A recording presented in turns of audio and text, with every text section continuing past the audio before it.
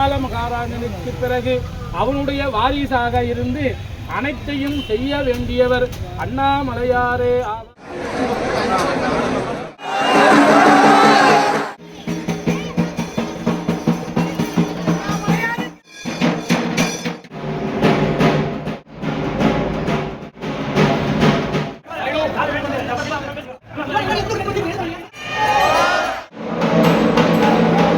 அண்ணாமலையாருக்கு பார்த்தீங்கன்னா மகுட அபிஷேகம் நடந்து மன்னராக பொறுப்பேற்றுப்பார். அதற்கு முன்னாடி பார்த்தீங்கன்னா வல்லால மகாராஜா தாங்க இருப்பார்.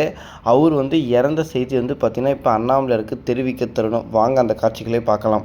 அண்ட கோடிகளை எல்லாம் என்ற அன்னையும் கன்னியும் ஆகிய உண்ணாமுலை பிராட்டியுடன் இடைவேல் தோன்றி அண்ணாமலையார் அளித்த வாக்குறுதிப்படி வல்லால மகாராஜனுக்கு பிறகு அவனுடைய வாரிசாக இருந்து அனைத்தையும் செய்ய வேண்டியவர் அண்ணாமலையாரே ஆவார்.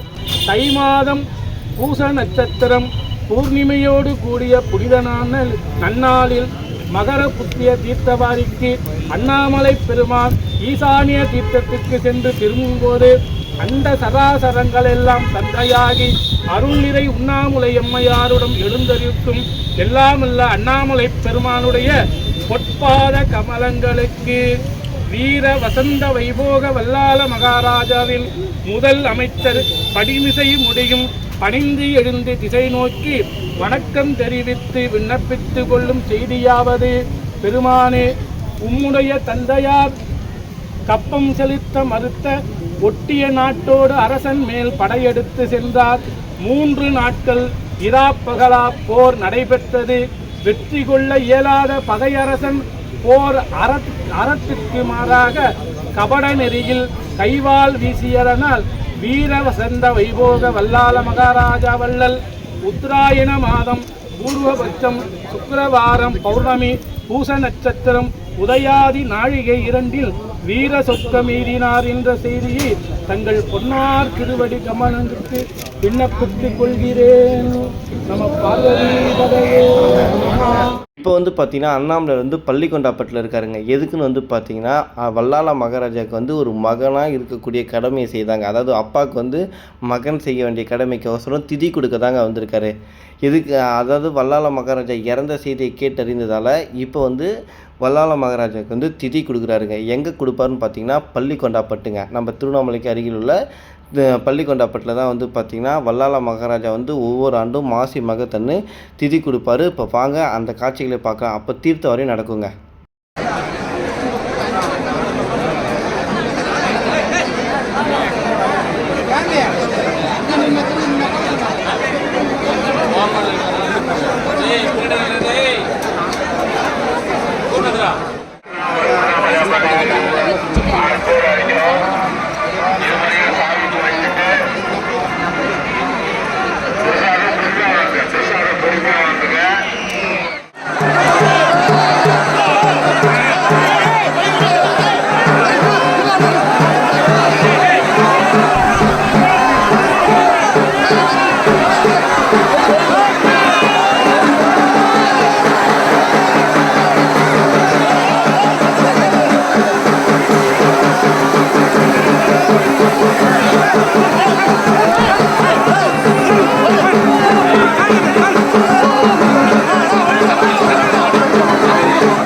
இப்போ பார்த்தீங்கன்னா பள்ளிக்கொண்டாப்பட்டில் திதி கொடுத்துட்டு தீர்த்தவரெல்லாம் முடிச்சுட்டு கோயிலுக்கு வந்துடுவாருங்க. அடுத்த நாள் பார்த்தீங்கன்னா பள்ளிக்கொண்டாப்பட்டு கிராம மக்கள்லாம் ஒன்றா சேர்ந்து நம்ம அண்ணாமலையாருக்கு பார்த்தீங்கன்னா மகுடாபிஷேகம் பண்ணி திரும்பி பார்த்தீங்கன்னா வல்லால மகாராஜாவுக்கு பிறகு இந்த நாட்டுக்கு அரசனாக பார்த்தீங்கன்னா அண்ணாமலையார் பொறுப்பேற்பார்.